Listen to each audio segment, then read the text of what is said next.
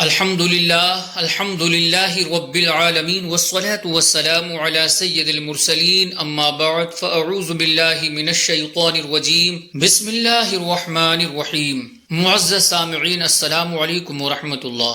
جنگ آزادی ہند ہماری قومی تاریخ کا وہ عظیم اور تابندہ باب ہے جس کے حروف زرری کسی شاہی فرمان سے نہیں بلکہ اہل وطن کے خون جگر، عزم سمیم اور جان نثاری سے رقم ہوئے ہیں۔ 15 اگست 1957 کو ہندوستان نے غلامی کی طویل شب کا سینہ چیر کر آزادی کی صبح دیکھی۔ تب سے ہر سال یہ دن ہمیں ان نفوس قدسیہ اور جابازوں کی یاد دلاتا ہے جنہوں نے اس خاک وطن کی آزادی کے لیے اپنی زندگیاں وار دی، اور ان کی قربانیاں محض تاریخ کے اوراق کا حصہ نہیں بلکہ ہمارے قومی شعور کا وہ سرمایہ ہیں جنہیں گرد زمانہ میں گم نہیں ہونے دینا چاہیے۔ لیکن جشن مسرت کی ان پرشور ساعتوں میں ایک سوال اچانک دامن فکر کو تھام لیتا ہے۔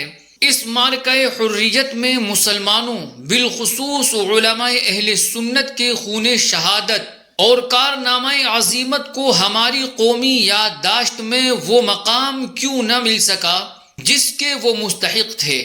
آزادی کی داستان چند سیاسی واقعات کا سلسلہ نہیں، یہ ان بے شمار نفوس کی داستان جاں سپاری ہے جنہوں نے تختہ دار کو آغوش مرگ نہیں آغوش حیات سمجھا، زندان کو قید نہیں بلکہ حریت کی قیمت جانا، اور آزادی وطن کو راحت زندگی سے بڑھ کر ایک مقدس فریضہ سمجھا۔ ٹیپو سلطان کی شمشیر حریت سے لے کر 1857 کے معرکہ آزادی تک مسلمانوں نے فرنگی اقتدار کے خلاف مزاحمت کی، ایک ایسی درخشاں روایت قائم کی جسے تاریخ کے سینے سے محو کرنا آسان نہیں۔ جب غلامی کی تاریک فضا میں حریت کی چنگاریاں انگڑائیاں لینے لگی اور وقت نے کسی مرد میدان کی صدا کا تقاضا کیا تو علامہ فضل حق خیرآبادی رحمہ اللہ سرخیل کارواں بن کر سامنے آئے، اور دہلی میں ان کی آواز نے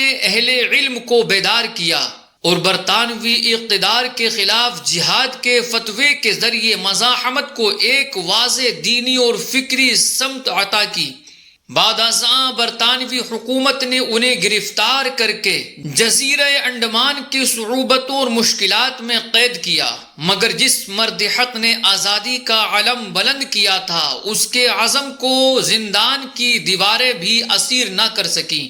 اسی قافلہ حریت میں علامہ کاکوروی رحمہ اللہ جیسے صاحب علم و عظیمت اور علامہ کفایت علی کافی رحمہ اللہ جیسے مرد حق کے نام بھی تاریخ آزادی کے صفحات پر پوری آب و تاب کے ساتھ جلوہ گر ہیں۔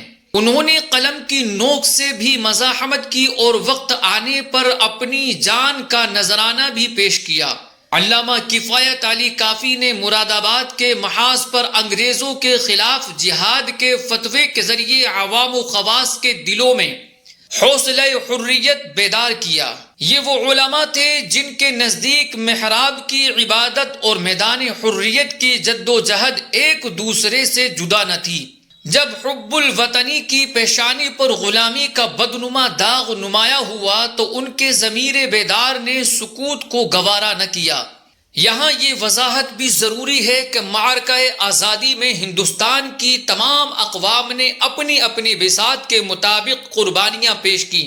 کسی کے اخلاص و ایثار کی نفی مقصود نہیں، مگر تاریخ کا میزان انصاف یہی ہے کہ کسی قوم کے کردار کو نہ بڑھایا جائے اور نہ گھٹایا جائے۔ جس نے آزادی کے لیے اپنا خون دیا اس کا نام تاریخ کے صفحات پر روشن رہنا چاہیے۔ ہندوستان کی داستان آزادی کے نقوش اس وقت تک مکمل تصویر پیش نہیں کرتے جب تک ان میں ان مسلمان علماء و مجاہدین کے لہو کی سرخی نمایاں نہ ہو جنہوں نے غلامی کے سامنے سر تسلیم خم کرنے کے بجائے عزیمت و استقامت کی راہ اختیار کی۔ آخر میں یہ عرض کرنا چاہوں گا کہ آزادی محض ایک نعمت نہیں بلکہ بے شمار قربانیوں سے حاصل ہونے والی ایک عظیم قومی امانت ہے۔ اس امانت کا حق یہی ہے کہ ہم اپنے اسلاف کی قربانیوں کو یاد رکھیں، تاریخ کو تعصب کے نہیں بلکہ انصاف کے میزان و ترازو پر پرکھیں، اور آنے والی نسلوں تک حریت و قربانی کی یہ روشن داستان پوری دیانت کے ساتھ منتقل کریں۔ یہ بھی پیش نظر رہے کہ آزادی محض پرچم لہرانے، چراغاں کرنے اور جشن منانے کا نام نہیں، یہ شہیدان حریت کے مقدس لہو سے حاصل ہونے والی وہ گراں بہا امانت ہے جس کی حفاظت نعروں اور مظاہروں سے نہیں بلکہ شعور، اتحاد، کردار اور احساس ذمہ داری سے ہوتی ہے۔ جن مردان حریت نے اپنے خون سے آزادی کی داستان رقم کی، ان کے چھوڑے ہوئے آثار قربانی، نقوش حریت اور ورثہ عظیمت ہمارے لیے محض ماضی کی یادگاریں نہیں بلکہ آنے والی نسلوں کے لیے عزم و وفا، شجاعت و استقامت اور حق پر ثابت قدمی کی روشن نقوش ہیں۔ بس ہمارا فرض ہے کہ ہم ان کی قربانیوں کو صرف تاریخ کے اوراق میں محفوظ نہ رکھیں بلکہ ان کے جذبہ ایثار کو اپنے کردار میں، ان کی استقامت کو اپنے عمل میں اور ان کی وفاداری کو اپنی قومی زندگی میں زندہ رکھیں۔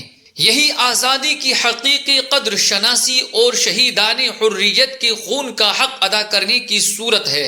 اور اگر زمانے کی گردش تخت و تاج، عمارتیں اور ظاہری آثار جہاں کو مٹا بھی دے تو وہ حقیقت جس پر اہل ایمان کا یقین قائم ہے کبھی زوال پذیر نہیں ہو سکتی۔ دین مصطفیٰ صلی اللہ علیہ وسلم باقی رہے گا، اس کا نور باقی رہے گا اور اس کے آثار ہدایت نسل در نسل دلوں کو منور کرتے رہیں گے۔ اسی لازوال حقیقت کو علامہ کفایت علی کافی رحمہ اللہ نے عشق و یقین کی پر اثر زبان میں تختہ دار پر یوں بیان کیا: کوئی گل باقی رہے گا نہ چمن رہ جائے گا، پر رسول اللہ کا دین حسن رہ جائے گا۔ جو پڑھے گا صاحب لولاک کے اوپر درود، آگ سے محفوظ اس کا تن بدن رہ جائے گا۔ سب فنا ہو جائیں گے کافی ولیکن حشر تک نعت حضرت کا زبانوں پر سخن رہ جائے گا۔ آمین بجاہ سید المرسلین یا رب العالمین صلی اللہ علیہ وسلم۔